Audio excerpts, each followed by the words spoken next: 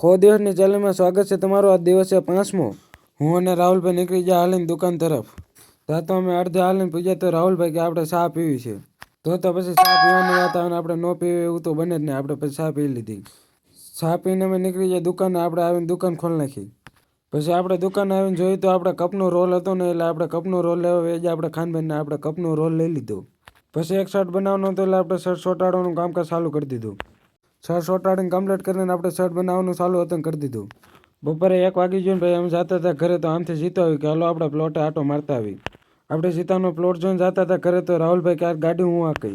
રાહુલભાઈ ગાડીની કિક મારતા હતા. કિક છટકીને આવી પગમાં. તો રાહુલભાઈનું મોઢું જોવો તમે. હવે 5 વાગી જાય એટલે આપણે પતંગ ચગાવવા જવાનું. તો આપણે 3 પતંગના કાના બાંધીને હવે જાવ આપણે પતંગ ચગાવવા.